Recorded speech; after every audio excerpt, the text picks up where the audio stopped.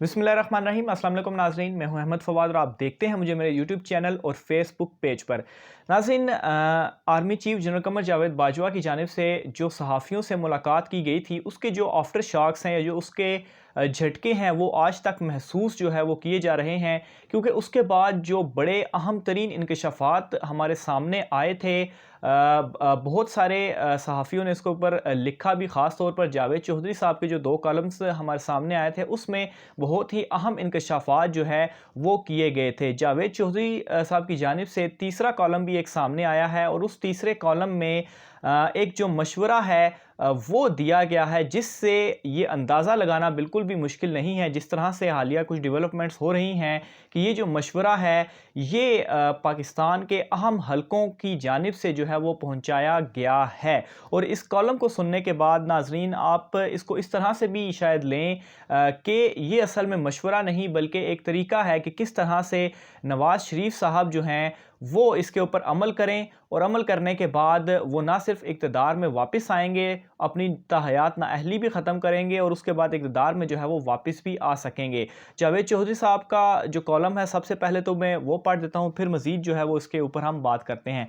तो जावेद चौधरी साहब अपने कॉलम में लिखते हैं कि मियाँ नवाज शरीफ के पास 2 ऑप्शंस हैं, इस्तांबुल या दिल्ली। हम इन ऑप्शंस को तुर्की या इंडियन मॉडल भी कह सकते हैं। हम पहले तुर्की मॉडल की तरफ आते हैं। जब रजब तैयब 1954 में इस्तांबुल में कासिम पाशा के इलाके में पैदा हुए, गरीब घराने से ताल्लुक़ रखते थे, स्कूल से वापसी पर गलियों में शरबत बेचते थे, बड़ी मुश्किल से MBA किया, मुख्तलिफ शोबों में धक्के खाते खाते सियासत में आए और 1994 में इस्तांबुल के मेयर बन गए। शहर के उस वक्त 4 मसले थे। पीने का साफ पानी नहीं था, ये मसला 70 साल पुराना था। मोहल्लों में कचरा और गंद था, पूरे बास्फोरस में कचरा तैरता रहता था। ट्रैफिक का बुरा हाल था, गाड़ियां फंसती थी तो सारा सारा दिन फंसी रहती थी, और म्यूनसिपल कॉरपोरेशन $2 बिलियन की मकरूज थी। तैयब अर्दगान ने 3 बरसों में ये सारे मसले हल जो है वो कर दिए। पानी की नई पाइपलाइनें बिछ गईं, कचरा उठाने और इससे रिसाइकल करने का सिस्टम बन गया। शहर को पुलों, अंडरपासेस और मुख्तलिफ जो तरक्याती काम थे वो किए, और ना सिर्फ ये बल्कि जो $2 बिलियन कर्जा भी जो है वो अदा किया गया, बल्कि $4 बिलियन मजीद भी जो है वो कमाए गए। इसके अलावा नाजरीन, ये अचीवमेंट हैरान कुन थी, लिहाजा अर्दगान पूरे मुल्क में मशहूर हो गए। तुर्की में मिलिट्री इस्टेब्लिशमेंट तगड़ी थी, ये किसी लीडर को मजबूत होने देती थी और ना फलने फूलने देती थी। तैयब अर्दगान भी इस्टेब्लिशमेंट की आंखों में चुभने लगे। अर्दगान ने 2 दिसंबर 1997 को एक नज़म पढ़ी, ये गिरफ्तार हुए, मेयरशिप से भी हटा दिए गए, जेल में भी बंद कर दिए गए और ये सियासत के लिए भी नाअहल करार दे दिए गए।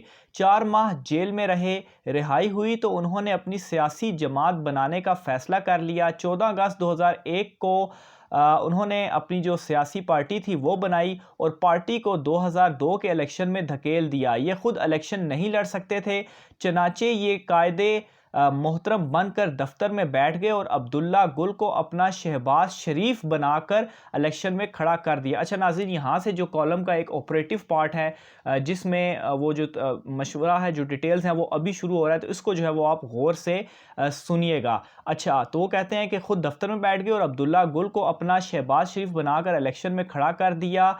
पार्टी ने 2/3 अक्सरियत हासिल कर ली। अब्दुल्ला गुल तुर्की के वज़ीर-ए-आज़म बने, पार्लियामेंट में बिल पास कराया, तैयब अर्दगान की सज़ा माफ़ कराई। अर्दगान ने 9 मार्च 2003 को ज़िमनी इलेक्शन लड़ा, पार्लियामेंट पहुंचे और अब्दुल्ला गुल ने 4 माह बाद वज़ारत उज़्मा की कुर्सी इनके हवाले कर दी और ख़ुद डिप्टी प्राइम मिनिस्टर बन गए। तैयब अर्दगान ने इसके बाद पीछे मुड़कर ना देखा। आज तुर्की जहां है उसके पीछे सिर्फ और सिर्फ अर्दगान का विजन और मेहनत है। उनकी हुकूमत 15 जुलाई 2016 के मिलिट्री इनकलाब तक को बर्दाश्त कर गई।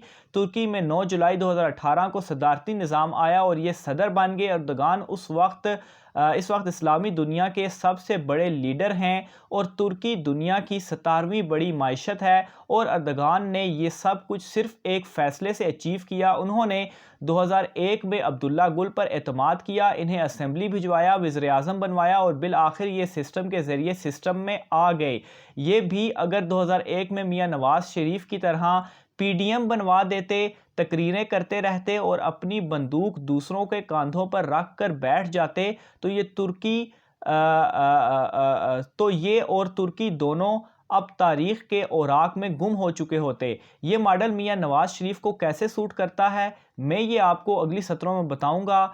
सरेदस्त हम इंडियन मॉडल का तज्जिया करते हैं। ऑल इंडिया कांग्रेस जनूब मशरकी एशिया की सबसे पुरानी जमात थी। ये 1985 में बनी और इसने बरतानवी हुक्मरानों को हिंदुस्तान से उठाकर बाहर फेंक दिया। आप अगर 60 की दहाई देखें तो आपको दुनिया में सबसे ज़्यादा तजर्बाकार, समझदार और पढ़े लिखे लीडर कांग्रेस में मिलेंगे। आपको ये भी मालूम होगा दुनिया की सबसे बड़ी जमहूरियत में कांग्रेस का कोई हरीफ नहीं था। अपोजिशन की सारी जमातें मिलकर इलेक्शन लड़ती थी लेकिन इसके बावजूद हुकूमत नहीं बना पाती थी। लेकिन इंदिरा गांधी आई, इसने 2 वक्फों में 15 साल हुकूमत की और आखिर में अपने बेटों को वली अहद बनाने के खबत में मुब्तला हो गई। छोटा बेटा संजय गांधी दिल्ली में 1980 में फ़िज़ाई हादसे का शिकार हो गया तो ये दूसरे बेटे राजीव गांधी को आगे लेकर आई। इंदिरा गांधी के कत्ल के बाद राजीव गांधी 1984 में कांग्रेस का सरबराह और वज़ीर-ए-आज़म बन गया। ये 21 मई 1991 को खुदकुश हमले का शिकार हो गया। पार्टी पुरानी थी, ये झटका भी बर्दाश्त कर गई और जैसे तैसे घसीटते घसाटते सियासी इत्तेहादियों के ज़रिए 2014 तक इक़्तिदार में रही। लेकिन फिर नेहरू ख़ानदान ने राहुल गांधी को लीडर बनाने की गलती की और एक चाय वाले ने जनूब मशरकी एशिया की सबसे बड़ी और पुरानी पार्टी को ज़मीन में दफन कर दिया। आज कांग्रेस भारत में किसी जगह नज़र नहीं आती। अच्छा, मियां नवाज शरीफ को ये दोनों मॉडल देखना होंगे। ये अगर अपनी पार्टी बचाना चाहते हैं और इक़्तिदार में भी वापस आना चाहते हैं तो फिर इन्हें मियां शहबाज शरीफ पर एतमाद करना होगा। एस्टेब्लिशमेंट के दिल में आज भी छोटे भाई के लिए नर्म गोशा मौजूद है। मियां नवाज शरीफ अगर ज़िद छोड़ दें तो पार्टी 2023 के इलेक्शंस में 2/3 अक्सरियत हासिल कर सकती है और मियां शहबाज शरीफ अब्दुल्ला गुल की तरह कानून साजी करके मियां नवाज शरीफ के लिए वापसी का रास्ता खोल सकते हैं। लेकिन अगर मियां नवाज शरीफ इसी तरह मरीम नवाज को लीडर बनाने की कोशिश करते रहे तो फिर नून लीग अगले इलेक्शंस में कांग्रेस बन जाएगी और इसकी जगह कोई टीएलपी आ जाएगी। मरीम नवाज तो समाती शख्सियत की मालिक हैं, ये अपनी सियासी स्पेस भी हासिल कर चुकी हैं लेकिन ये इसके बावजूद बेनज़ीर भुट्टो नहीं हैं। इन्हें अभी बहुत कुछ सीखना है। ये शायद 15 बरस बाद अच्छे और बुरे की तमीज़ सीख सके लेकिन ये इस वक्त पार्टी के लिए राहुल गांधी साबित हो रही हैं। मियां साहब को जुग्राफियाई हालात पर भी नज़र रखनी होगी। सऊदी अरब और पाकिस्तान के दरमियान 2020 में ताल्लुकात कशीदा हो गए थे। सऊदी अरब ने अपनी रकम भी वापस लेना शुरू कर दी थी। तालिबान भी अमेरिका के साथ गुफ्तो शनीद के लिए तैयार नहीं थे और अमेरिका में